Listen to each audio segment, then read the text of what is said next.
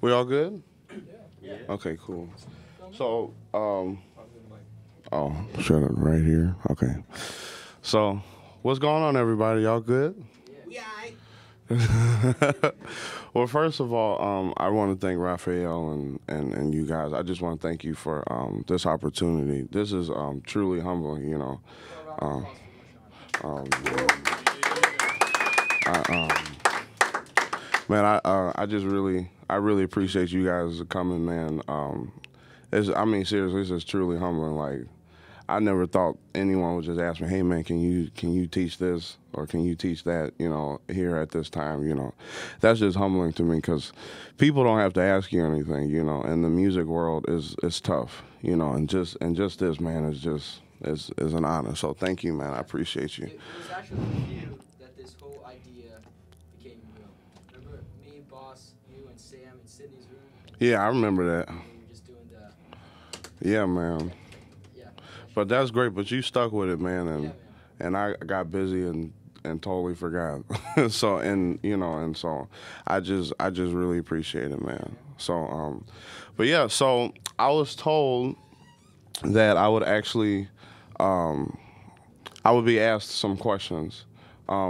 Today is more of a I'll play the two tracks today, and I'll have a couple ideas here and there that I probably want to show, but today is definitely is really personal. Like, what is there something you want to know? Is there a chop you want to know about? Is there a certain beat or a certain groove? If any of you, for those of you who got to see the Cap show last night, if you have any questions from that, as far as like, maybe what I did to put drums over the tracks that were already there, or how me and Eli switched between kind of being like two drummers at some points or anything like that. So I would kind of like to start out today like that. Does anyone have any questions? Okay, cool. Well, what I'm going to do is I'm going to play to this Beyonce and Jay-Z track that I haven't played to for like a year. So hopefully I don't mess up. And yeah, I hope you guys enjoy it.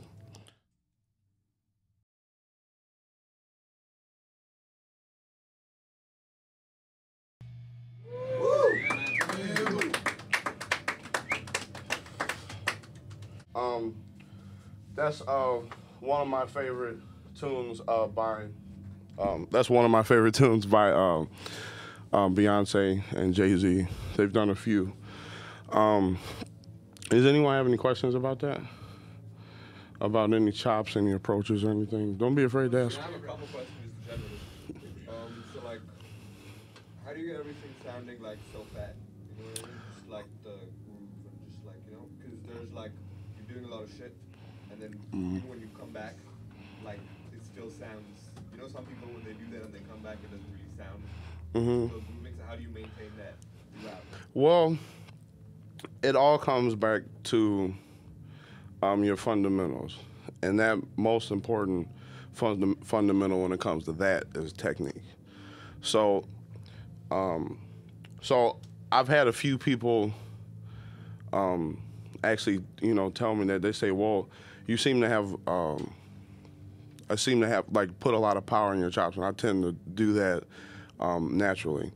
How you go about doing that is making sure that your chops are fluent all the way through. That's one of the keys. So, for instance, if I'm playing something really fast,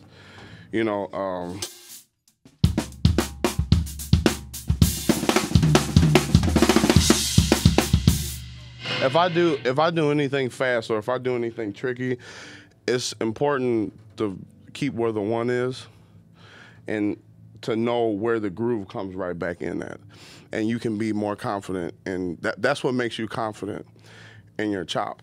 What you have to do there's a lot of ways there's a lot of things that goes into this question. So another thing that you want to make sure you do is that when you're doing any rolls, like I do a lot of single strokes, you want things coming from your wrist and your fingers. But a lot of the stuff I do like won't be coming. It doesn't come from arms at all because I have no stamina for that because I'm fat. So, you know, everything I use a lot of wrist power and a lot of stuff. You know what I mean? So opposed to using, it depends. Sometimes it depends on how soft I'm playing. Sometimes I'll use a lot of fingers. Sometimes I'll use a lot of wrist. So if I'm doing a lot, you know, you can hear the difference. These are the fingers. This is the wrist. You can see the wrist sounds a lot fatter. So it's a mixture of, if you want more power, put a little bit more wrist power in and you'll get that. And you gotta come right back to the groove. You gotta come right back solid into what you're doing. What's up, man? You gotta come right back in on the groove. If you make it, see, people think that, especially for fast stuff, you have to play so hard. And the truth is you don't, even though I use more power from the wrist. But how your rolls come out is by how clean they are. And not saying that I'm clean or anything, it's just, but that's the honest to God truth. I played snare, where I come from, marching band is huge.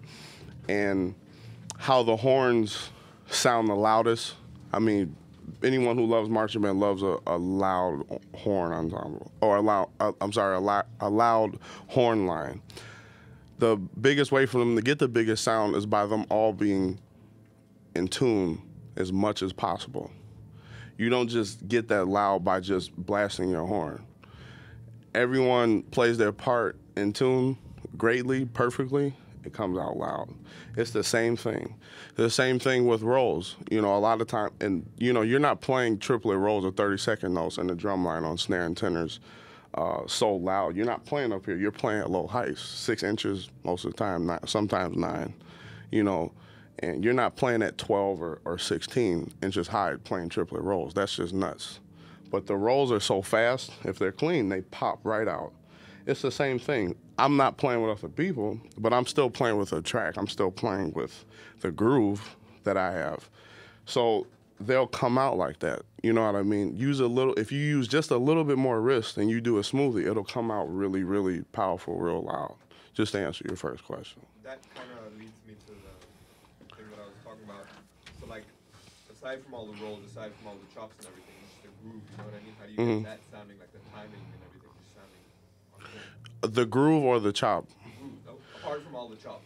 So, you know what I mean? Again, so that comes from just really being comfortable. You see, a lot of people approach chops in a way that I guess I wouldn't just say, not to say I'm so different or something like that. It's just that I believe that your chops usually just come off the groove. People forget to feel the groove and be one with the groove before they start going off and just going nuts. And I love chops. I love people going nuts. But I especially love seeing people with a great feel behind the drum set while doing all that. So if you're playing, so for instance, I'll play a groove and then I'll do some chops off of it. But my chops are gonna come from somewhat, not just from the groove, but you want whatever you're doing, whatever chops you're doing, you want whatever you're doing first to feel good. You know what I mean? Personally, you know, if I'm playing with a band, say I'm subbing for someone or something like that, and I'm playing with a band, if the groove's not right and they're like, hey man, go ahead solo, I don't feel comfortable soloing because the groove isn't there. You know what I mean? And that's kind of, to me, that's kind of forcing.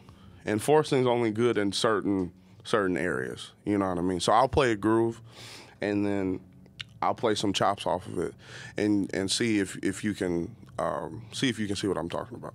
Okay.